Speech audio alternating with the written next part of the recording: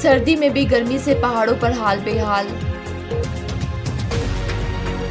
Bike को बचाने के चक्कर में अनियंत्रित होकर सड़क पर पलटी टूरिस्ट कार।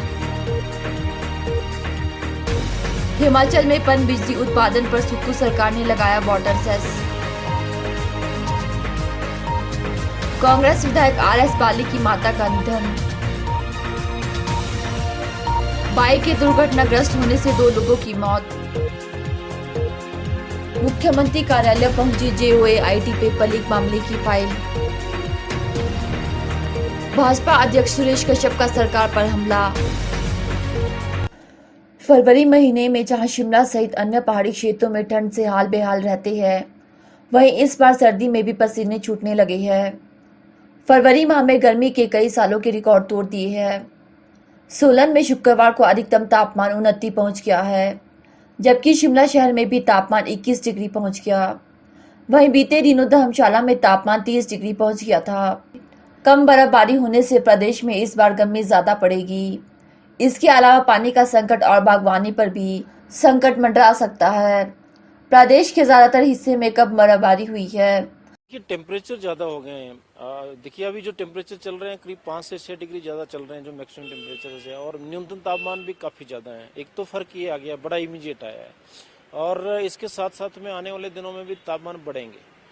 तो ये कंसर्न मेन रहेगा, खासकर जो फरवरी की बात है। जहाँ तक इस साल जो हुआ है, जैसे आपने देखा होगा कि शिमला शहर में बर्फबारी देखने को नहीं मिली। 2 चीज़ें बड़ी महत्वपूर्ण हमने देखी इस साल। एक तो ये कि पश्चिमी विक्षोभ कम आए भी हैं, तो बिल्कुल चंबा, लाहौल स्पीति, कुल्लू इन इलाकों तक सीमित रहे। बहुत कम स्नोफॉल और बर्फबारी आपको जिला शिमला, सिरमौर, सोलन, इवन किन्नौर, वहाँ भी कम स्नोफॉल देखने को मिली। आप उत्तराखंड की बात करें तो वहाँ पे भी इस वक्त तापमान ज़्यादा है और बर्फबारी वहाँ भी कम हुई है। तो पश्चिम विक्षोभ की जो इंटेंसिटी और उनका जो मूवमेंट था वो रिस्ट्रिक्ट था इस बार।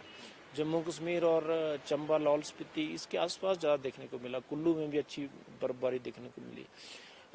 तो ये विशेष रहा। जहाँ तक डिस्ट्रीब्यूशन की बात है, डिस्ट्रीब्यूशन भी अच्छा नहीं रहा, और उससे ये होने वाला है कि आने वाले समय में आपको टेम्परेचर ज़्यादा मिलेंगे देखने को। 19-20 को 19 के बाद 20-21 में एक पश्चिम विक्षोभ अप्रोच कर रहा है, तो वो देगा बर्फबारी हल्की ऊपर चंबा, लाहौल स्पीति में, कुल्लू इन इलाकों में, लेकिन उससे भी कोई टेम्परेचर में कोई विशेष फर्क नहीं आएगा। वही मैं कह रहा हूँ कि एक तो जो पैटर्न्स हैं, वेदर पैटर्न इस वक्त ये है कि एक एंटी साइक्लोन बना हुआ है अरेबियन सी में।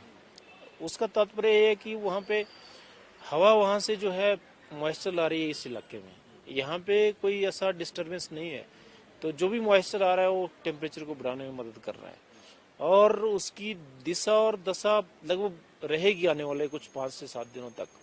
तो इसलिए अंदेशा है कि टेम्परेचर जो है आने वाले समय में बढ़ेंगे। तो मुख्य कारण होता है तापमान बढ़ने का जो आपका एंटी साइक्लोन होता है, जो कि ज़्यादा हवाएं होती हैं किसी एरिया में, उसकी पोजीशन और उसकी स्ट्रेंथ कितनी है उसके ऊपर ज़्यादा निर्भर करता है। तो ये जो है इस साल हमें देखने को मिल रहा है। देखिए जो न्यूनतम तापमान है करीब 3 से 4 डिग्री ज़्यादा है सामान्य से। अगर प्रदेश के हम पूरे प्रदेश की बात करें, शिमला की बात करें तो 6 डिग्री के आसपास ज़्यादा है, डिपार्चर इतना है। तो जो मध्यम और ऊंचाई के क्षेत्र हैं वहाँ ज़्यादा तापमान है, नीचे कम है। कुल मिला के करीब 3 से 4 डिग्री, और जो मैक्सिमम टेम्परेचर है वो भी करीब 4 डिग्री सेल्सियस ज़्यादा है अभी तक का, जो अगर पिछले 24 घंटे और 48 घंटे की बात करें। और जैसे मैंने कहा कि आने वाले दिनों में कोई विशेष राहत नहीं मिलने वाली, संभावित है, पर वो। जिला बिलासपुर के स्वारघाट में एक सड़क हादसा पेश आया। यहां आज शनिवार सुबह करीब 8 बजे नेशनल हाईवे 205 चंडीगढ़ मनाली पर स्वारघाट में करीब 2 किलोमीटर दूर संतोषी माता मंदिर के समीप मनाली घूमने जा रहे यूपी के टूरिस्टों की यूपी नंबर की कार अनियंत्रित होकर सड़क पर पलट गई। हालांकि गनीमत यह रही कि कार में सवार चारों लोग सुरक्षित बच गए। कार में चालक, एक युवक और 2 युवतियां थी। कार चालक ने बताया कि जब वह स्वारघाट से बिलासपुर की तरफ उतराई में जा रहे थे तो संतोषी माता मंदिर के समीप एक तीखे मोड़ पर ट्रक को ओवरटेक कर एक बाइक आ रही थी, जिसे बचाने के चक्कर में ब्रेक लगानी पड़ी, जिससे उनकी कार अनियंत्रित होकर सड़क की नाली की तरफ पलट गई। गनीमत यह रही कि कार खाई की तरफ नहीं पलटी, नहीं तो बड़ा हादसा हो सकता था। आर्थिक तंगी से जूझ रही हिमाचल प्रदेश की सुखविंदर सिंह सुक्खू सरकार ने राजस्व बढ़ाने का काम शुरू कर दिया है। प्रदेश सरकार ने प्रदेश में बिजली उत्पादन पर शुक्रवार से वाटर सेस लागू कर दिया। पड़ोसी राज्य उत्तराखंड और जम्मू कश्मीर की तर्ज पर राजस्व जुटाने के लिए प्रदेश सरकार ने बिजली उत्पादन पर पानी का सेस लगाने का फैसला लिया। प्रदेश में छोटी बड़ी करीब 175 पन बिजली योजनाओं पर वाटर सेस से सरकार के खजाने में हर साल करीब 700 करोड़ रुपए जमा होंगे। शुक्रवार को यह राजपत्र में अधिसूचित किया गया। अब विधानसभा के बजट में बिल लाकर इसका कानून बनाया जाएगा।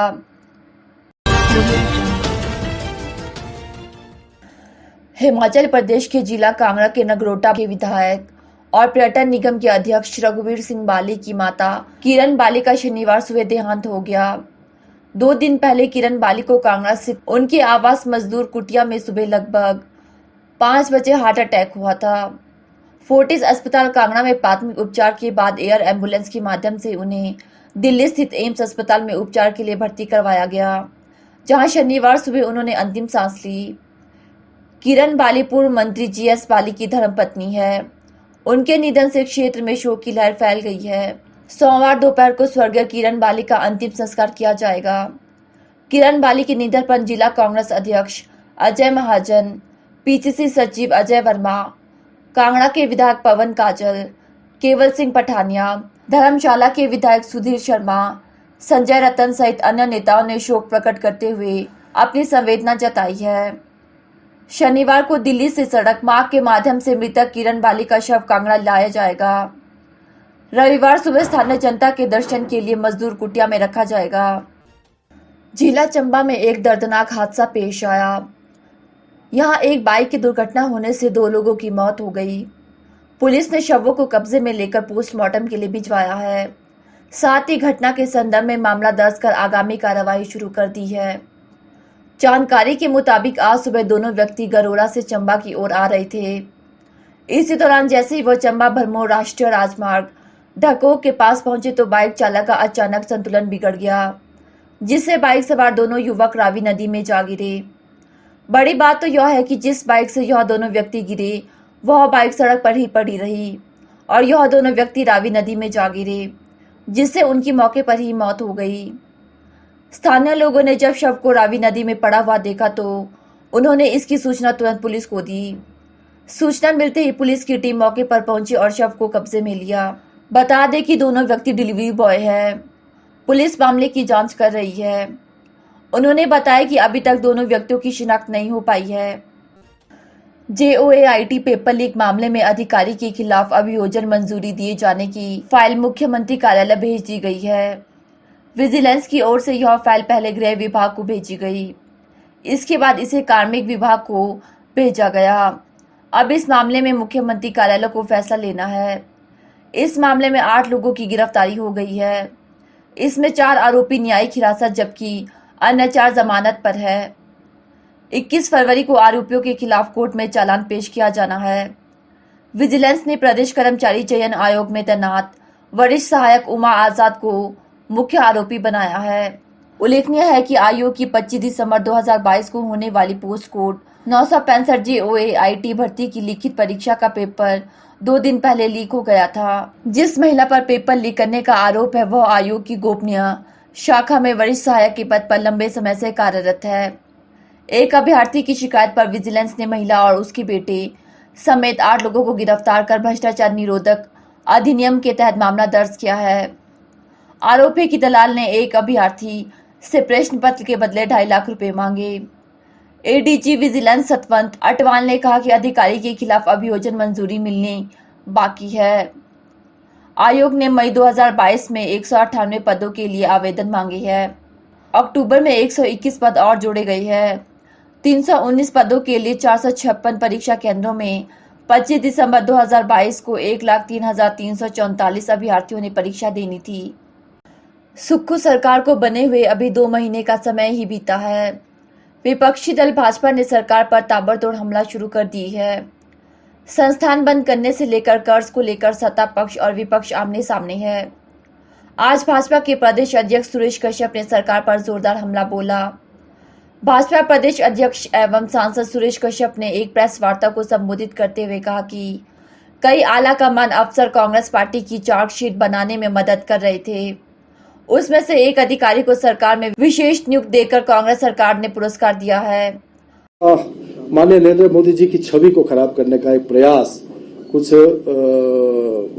साजिशों के तहत ऐसा प्रयास किया जा रहा है।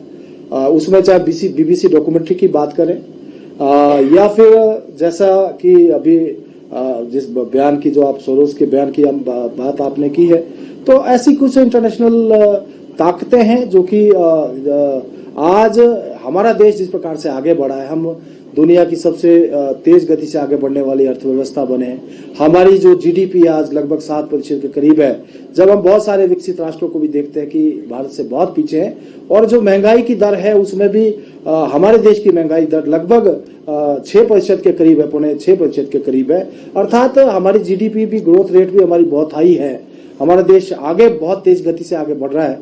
तो बहुत सारे जो है लोगों को ये बात आज हजम नहीं हो रही है, और चाहे हम बीबीसी डॉक्यूमेंट्री की बात करें या हम दूसरे विषयों की बात करें, और जहां तक राफेल की बात है या फिर गुजरात दंगों की बात है, तो उसमें तो ऑलरेडी सुप्रीम कोर्ट जो है क्लीन चिट जो है दे चुका है। तो लेकिन फिर भी कहीं ना कहीं ये प्रयास किया जा रहा है कि हमारे देश की छवि को, और माननीय प्रधानमंत्री नरेंद्र मोदी जो आज दुनिया के सबसे सर्वश्रेष्ठ नेता है, कहीं ना कहीं उनकी छवि को खराब करने का प्रयास किया जा रहा है।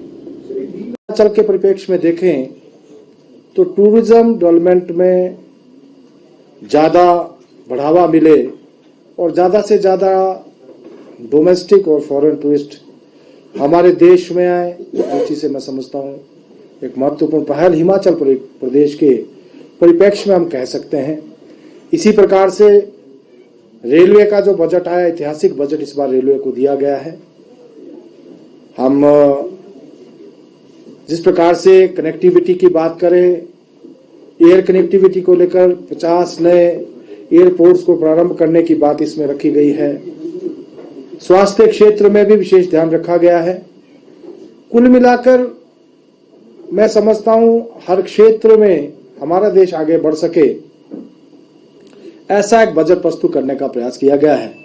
और अगर हम हिमाचल प्रदेश की बात करें तो हिमाचल प्रदेश को इस बजट में, जहां रेलवे में 1902 करोड़ रुपया मिला है, जिसमें कि हमारे चाहे वो नंगल तलवाड़ा रेल लाइन है, भानुपल्ली बिलासपुर है, चंडीगढ़ बद्दी जिसका काम चला हुआ है, या फिर शिमला जो हमारी हेरिटेज रेलवे लाइन है और हेरिटेज ट्रेन है, मैं समझता हूं रेलवे की दृष्टि से हिमाचल प्रदेश को भी पहली बार इतना बजट इस बार के बजट में मिला है। हिमाचल प्रदेश में भी जहां रेलवे में अच्छा हमको बजट मिला है, साथ ही साथ अन्य क्षेत्रों में भी अगर हम देखें इंफ्रास्ट्रक्चर डेवलपमेंट की दृष्टि से भी हिमाचल प्रदेश को विशेष तवज्जो इसमें मिली है। और हिमाचल प्रदेश के जो विभिन्न प्रोजेक्ट्स, उसमें चाहे रोड से संबंधित हैं या दूसरे प्रोजेक्ट्स हैं, आने वाले समय में हम देखेंगे कि हिमाचल प्रदेश को भी इसका लाभ आने वाले समय में होगा। उसके बाद दूसरा जो आपसे बात करने का विषय है, हम जानते हैं आज प्रदेश में कांग्रेस की सरकार और लगभग 2.5 महीने के करीब कार्यकाल इनका पूर्ण होने को है।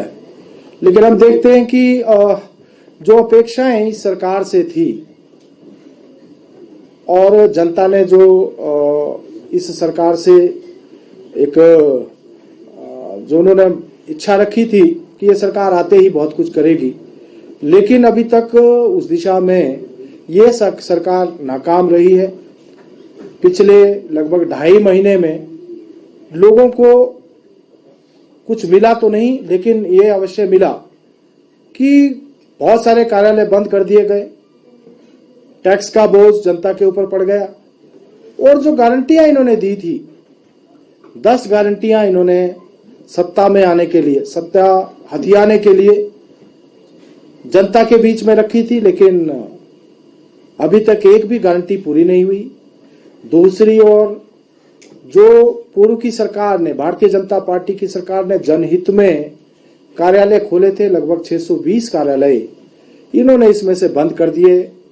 बहुत सारे ऐसे कार्यालय जिसमें कि जो कार्यालय चल चुके थे, जहां अधिकारियों की नियुक्ति हो गई थी, जहां बजट का प्रावधान था, सुचारू रूप से जिन्होंने कार्य करना प्रारंभ कर दिया था, उसको भी इन्होंने बंद कर दिया, जो कि मैं समझता हूं प्रदेश की जनता के साथ एक बहुत बड़ा धोखा हुआ। सुबॉर्डिनेट सिलेक्शन बोर्ड हमीरपुर, जो कि इन्होंने बंद कर दिया। इन्होंने वादा युवाओं से किया था कि हम प्रतिवर्ष 1 लाख रोजगार देंगे। 1 लाख की जगह अभी ये 20,000 में आ गए, अपनी बात से पलट गए। लेकिन लगभग 4200 ऐसे अभ्यर्थी थे जिनको की सिलेक्शन का इंतजार था, जिनके लिए जिन्होंने अपने डॉक्यूमेंटेशन करवा दिया था और लगभग फाइनल स्टेज के ऊपर उनकी नियुक्तियां होने वाली थी। ऐसे समय में इन्होंने हमीरपुर सिलेक्शन बोर्ड को बंद किया। युवाओं के साथ बहुत बड़ा धोखा इस सरकार ने किया है। 2.5 महीने बीत जाने के बाद भी अभी ये इसको प्रारंभ नहीं कर पाए। मैं समझता हूं युवाओं के साथ एक, जिसको मैं कह सकता हूं, जो इन्होंने वादा किया था, वादा खिलाफी का काम इन्होंने किया।